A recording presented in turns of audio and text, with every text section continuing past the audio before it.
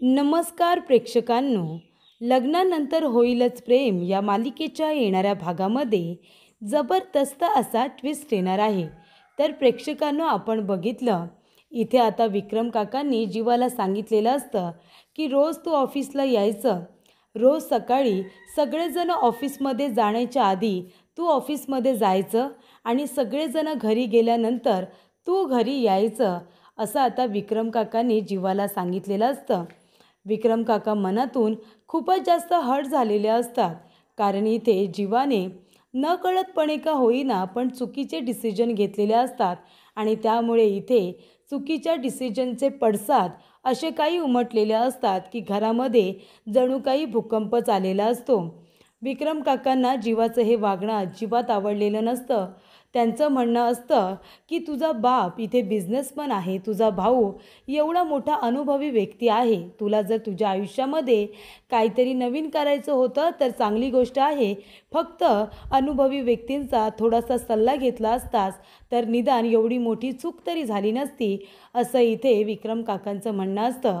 आणि इथे आता विक्रम काकांचा हेतू फक्त एवढाच असतो की जीवाला इथे परिस्थितीची जाणीव व्हावी, आजूबाजूला कशा पद्धतीचे लोक असतात हे त्याला कळावं.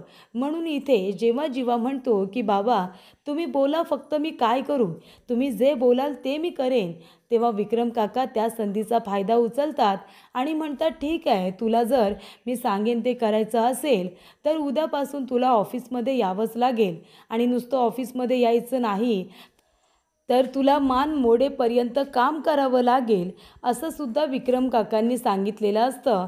त्यामुळे प्रेक्षकांनो, इथे आता जीवा काहीच बोलत नाही, कारण इथे आजीचा दागिना जो इथे जीवाच्या अगदी जवळचा असतो तो दागिनासुद्धा त्याला इथे गहाण ठेवावा लागलेला असतो, जणू काही तो विकल्यातच जमा असतो. आणि त्यामुळे प्रेक्षकांनो, इथे आता जीवाचा नाईलाज होतो. सगळेजण त्याच्यावरती रागवलेले असतात आणि त्यामुळे प्रेक्षकांनो, इथे आता जीवा नोकरीला जायला तयार होतो. पण प्रेक्षकांनो, येणाऱ्या भागामध्ये जीवाच्या आता ह्या अडचणीचा फायदा रम्या स्वतःसाठी करून घेणार असते. जीवाने रम्याचा जो काही अपमान केलेला असतो त्या अपमानाचा वचपा आता रम्या काढायला बघणार असते.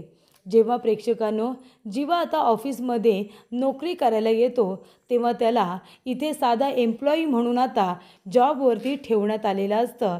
त्याला कुठलंही मोठं पद दिलेलं नसतं.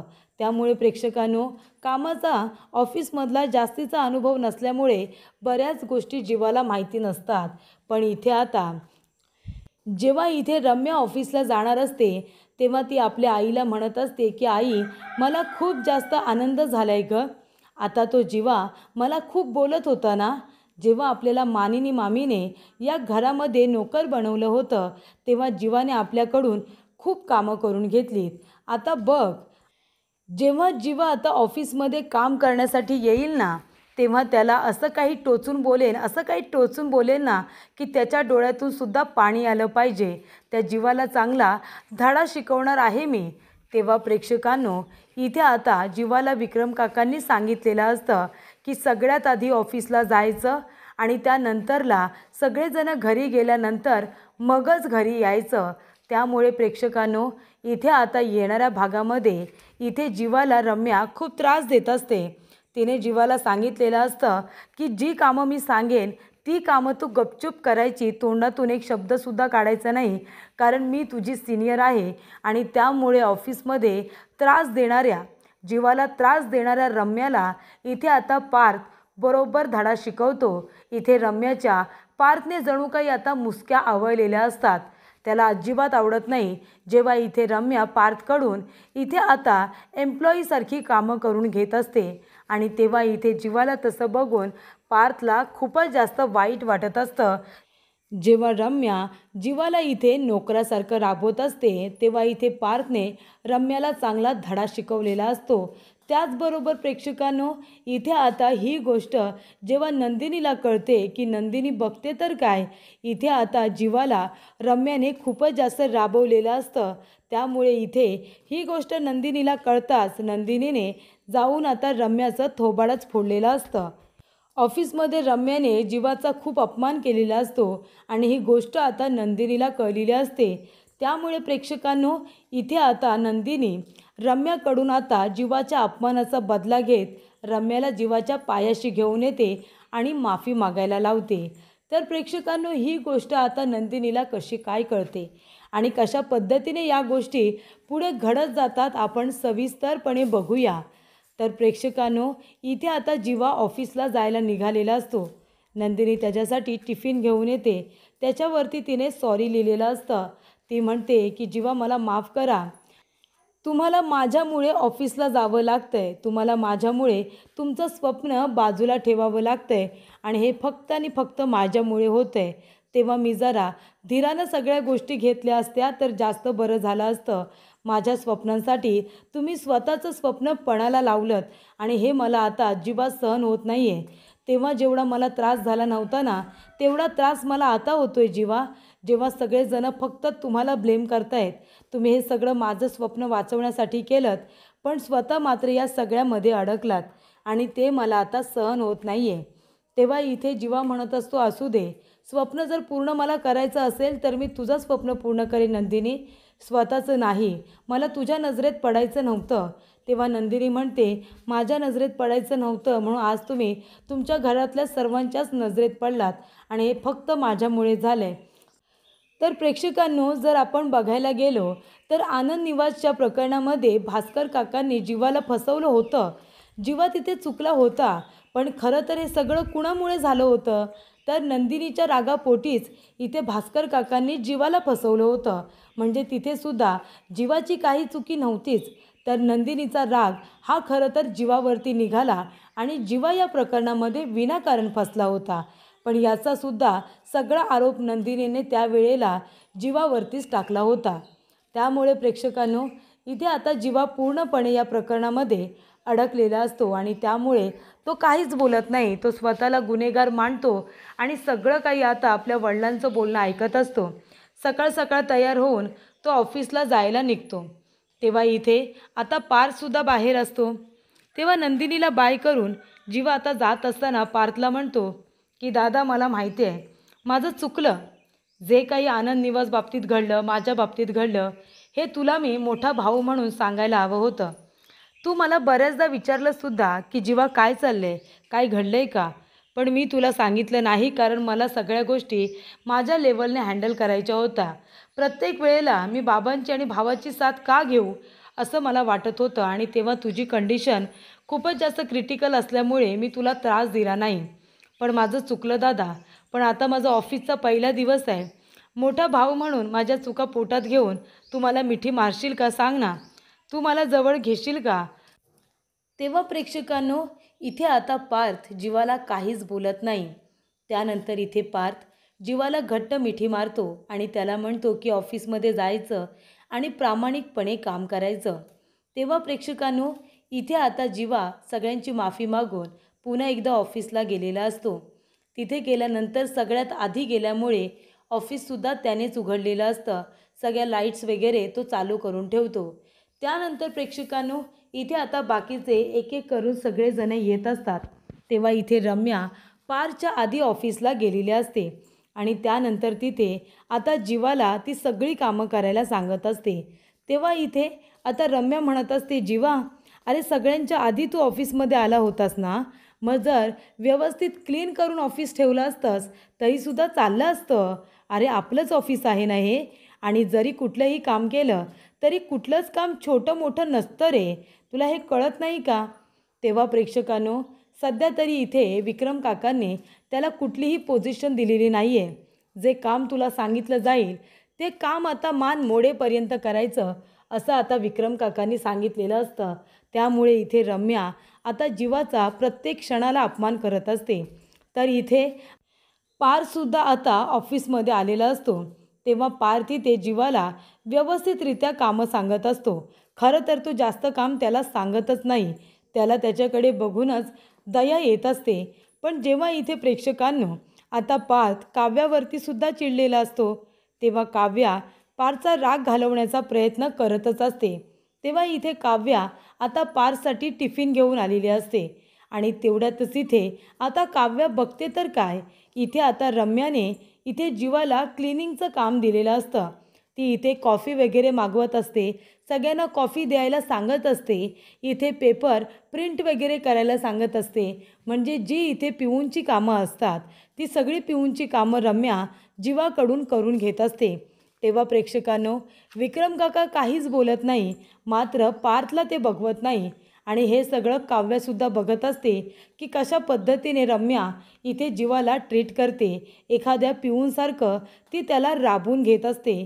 पिऊनला सुद्धा आपण इथे व्यवस्थित कामं सांगतो, त्याच्याशी इज्जतीने बोलतो, पण इथे रम्या तर सगळंच विसरलेली असते आणि ती जीवावरती संपूर्ण पर्सनल राग काढत असते. ती जीवाला म्हणत असते की ही सगळी कामं तुला करावी लागतील. आता इथे कॉफी तुझ्याकडून सांडली आहे ना, आता मॉप घेऊन ये आणि ही सांडलेली कॉफीसुद्धा तुला क्लीन करावी लागणार आहे. तेव्हा इथे रम्या जेव्हा ती कॉफी सांडलेली इथे जीवाला पुसायला लावते, तेव्हा प्रेक्षकांनो, इथे आता जीवा ती पुसत असतो, पण त्याला भास्करची आठवण येते. कशा पद्धतीने इथे भास्करने त्याचा अपमान केलेला असतो, कशा पद्धतीने इथे जीवाने त्याच्या शूजवरती पडलेली कॉफी पुसलेली असते, हे सगळं प्रेक्षकांनो जीवाला आठवतं. जीवाची या सगळ्यामध्ये काहीही चूक नसताना त्याने खूप काही सहन केलेलं असतं. नशिबाचे भोग जे भोगायचे असतात ते आता जीवा इथे कारण नसताना भोगत असतो प्रेक्षकांनो. तेव्हा इथे जीवाच्या डोळ्यामध्ये पाणी आलेलं असतं. कुठे इथे त्याला स्वतःचं स्वप्न उभं करायचं होतं, स्वतःचं असं काहीतरी बिझनेस त्याला सुरू करायचा असतो, आणि कुठे इथे स्वतःच्याच कंपनीमध्ये एक साधा एम्प्लॉई म्हणून, एक पिऊन म्हणून तो आता काम करत असतो. तेव्हा प्रेक्षकांनो, इथे आता रम्या म्हणत असते ही कामं तुला करावी लागतील, आणि तीसुद्धा मानाने, कुणाला काही उलटसुद्धा बोलायचं नाही, कळलं ना. तेव्हा इथे आम्ही जेव्हा घरामध्ये कामं करत होतो तेव्हा आम्हाला नोकरासारखं राबवून घेतलंच ना, मग चूक आता तुझ्याकडून झाले, मग तूसुद्धा नोकरासारखं राबायचं. तेव्हा इथे काव्या सगळं दारात उभं राहून बघत असते, आणि हे सगळं पार्थने बघितलेलं असतं. पार्थ जेव्हा बाहेर येतो बघतो तर काय, इथे आता जीवा मॉप वगैरे मारत असतो. तेव्हा प्रेक्षकांनो, रम्या हे सगळं काम जीवाकडून करून घेते हे कळल्यानंतर इथे पार्थ म्हणतो, रम्या हे काय करतेस तू, जीवाला काय हे काम सांगितलेस तू, हे बघ जीवा हे काम करण्यासाठी ऑफिसला येत नाही, कळलं ना. त्याच्यासाठी पिऊन आहेत, ते ठेवलेत ना आपण कामाला, त्यांना ही कामं सांगायची. तेव्हा रम्या म्हणते, अरे मग काय झालं, त्याच्याकडूनच कॉफी सांडली आहे ना. तेव्हा इथे पार्थ म्हणत असतो की विसरू नकोस, तो या कंपनीचा मालक आहे, कळलं ना. आता बाबा त्याच्यावरती रागवलेत म्हणून त्याला इथे ऑफिसमध्ये काम करावं लागते.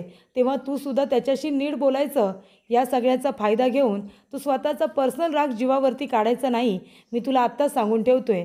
जर पुन्हा माझ्या भावाला अशी कुठली कामं सांगितलीस ना, तर हे बघ, रम्या माझ्यापेक्षा वाईट कुणीही नसेल, असं पार्थ आता रम्याला म्हणतो. पार्थला अजिबात आवडत नाही जीवा हे काम करत असताना.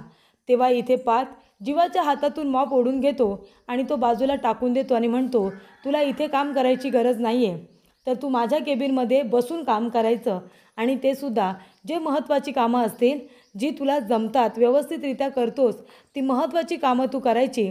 आणि रम्या, यापुढे जर तू जीवाला त्रास दिलास किंवा त्याच्याबरोबर अशी तुचडेपणाने वागलीस किंवा माझ्या भावाचा अपमान केलास, तर मी अजिबात खपून घेणार नाही. तू ऑफिसला उद्यापासून नाही आलीस तरी चालेल, पण जर तू जीवाचा अपमान केलास तर ते मला सहन होणार नाही, असं आता पार्थने सांगितलेलं असतं. त्यामुळे इथे जीवाला खूप बरं वाटतं जेव्हा पार्थ त्याची बाजू घेतो. तेव्हा प्रेक्षकांनो, इथे आता काव्याने टिफिन आणलेला असतो. काव्याला खूप छान वाटतं जेव्हा इथे रम्या जीवाला त्रास देत असते, तेव्हा पार्थ जीवाची बाजू घेत रम्याला सुनावतो. तेव्हा काव्याला खूप छान वाटतं. काव्या इथे पार्थला आता टिफिन देते आणि म्हणते, दोघे पण तुम्ही आता जेवून घ्या. तेव्हा इथे पार्थ टिफिन उघडतो आणि इथे जीवाला जेवायला बोलवतो. जीवा म्हणत असतो, नाही दादा मला नको, माझं काम आता बाकी आहे. तेव्हा पार्थ म्हणतो, काम तू नंतर कर. आणि इथे पार्थ जीवाचा हात पकडून त्याला जेवायला बसवतो आणि स्वतःच्या हाताने तो त्याला आता घास भरवत असतो आणि त्याचे डोळे पुसतो. तो म्हणतो, चुका सगळ्यांकडून होतात, मला राग फक्त एका गोष्टीचा आला की तुझा एवढा मोठा भाऊ असताना एवढ्या मोठ्या संकटाला तू एकटा सामोरं गेलास, तू माझी मदतसुद्धा मागितली नाहीस. तेव्हा इथे या गोष्टीचं फक्त मला वाईट वाटलं, बाकी काही नाही. तू चुकलेला नाही आहेस, तुला फसवलं गेलं आहे, आणि ज्याने तुला फसवलं आहे ना, त्या भास्करला मी सोडणार नाही, असं आता इथे पार्थ म्हणतो आणि जीवाला आपल्या हाताने भरवत असतो. तेव्हा त्या दोन भावांना असं एकत्र बघून काव्याला खूप छान वाटतं. काव्या घरी आल्यानंतर नंदिनीला सांगते की रम्या ऑफिसमध्ये जीवाला कशा पद्धतीने त्रास देत होती. तेव्हा प्रेक्षकांनो नंदिनी म्हणते की त्या रम्याची इतकी हिंमत की माझ्या जीवांना ती त्रास देत होती. माझ्या जीवांना या संकटामधून मी बाहेर काढणार. तो हारसुद्धा मी परत मिळवून देणार आणि त्याचबरोबर जीवा त्यांचं स्वप्नसुद्धा पूर्ण करणार. हे मात्र नक्की असं आता नंदिनीने ठरवलेलं असतं. आणि त्यानंतर प्रेक्षकांनो इथे आता नंदिनीला रम्याचा आधीच राग आलेला असतो. नंदिनी आता तयारीत असते कधी रम्या येते आणि तिला मी धडा शिकवते. रम्या घरी आल्यानंतर खूप आनंदात असते जीवाला त्रास दिल्यामुळे. तर इथे जीवा भयंकर थकलेला असतो. तो सगळ्यांच्या लेट घरी येणार असतो. त्यानंतर इथे नंदिनी रम्याच्या रूममध्ये जाते आणि तिला म्हणते खूप समाधान मिळालं असेल ना जीवाला त्रास देऊन. तेव्हा इथे रम्या म्हणते का गं, तुला सांगितलं वाटतं सगळं त्या काव्याने. तेव्हा इथे नंदिनी रम्याच्या थोबाडी देते आणि म्हणते हे बघ, पुन्हा जर माझ्या जीवांच्या वाट्याला गेलीस किंवा त्यांना त्रास देण्याचा प्रयत्न केलास ना तर लक्षात ठेव नंदिनी तुला सोडणार नाही. आणि नंदिनी आता रम्याचा हात पिरगळते आणि म्हणते की माझ्या जीवांपासून लांब राहायचं. त्यांच्या डोळ्यात जर तुझ्यामुळे पाणी आलं ना तर ही नंदिनी तुला माफ नाही करणार. चल आत्ताच्या आत्ता चल आणि जी काही कामं करायला सांगितलीस ना जीवांना त्यासाठी त्यांची माफी माग. आणि इथे रम्याला नंदिनी ओढताना तिच्या रूममध्ये आणते आणि म्हणते माग माग जीवांची माफी माग. त्यांना त्यांच्याच ऑफिसमध्ये पिऊनसारखं राबवलंस ना, नोकरासारखं राबवलंस, माग त्यांची माफी. त्यांच्या घरामध्ये राहतेस आणि त्यांना नोकरासारखं राबवतेस. लाज नाही वाटली तुला हे सगळं करताना. असं म्हणून इथे नंदिनीने आता जीवाच्या अपमानाचा बदला रम्याकडून अगदी व्यवस्थितरित्या घेतलेला असतो. रम्याचं थोबाड फोडत तिचा चांगलाच हात पिरगळलेला असतो आणि त्याचबरोबर जीवाची माफीसुद्धा मागायला सांगितलेली असते. तेव्हा रम्या नंदिनीला घाबरते आणि जीवाला सॉरी म्हणून ती सरळ तिथून निघून जाते. अशा रीतीने इथे नंदिनीने रम्याकडून आता जीवाच्या अपमानाचा बदला घेतलेला असतो. आणि पार्थने ऑफिसमध्येच इथे रम्याला चांगलं खडेबोल सुनावत तिला तिची जागा दाखवलेली असते.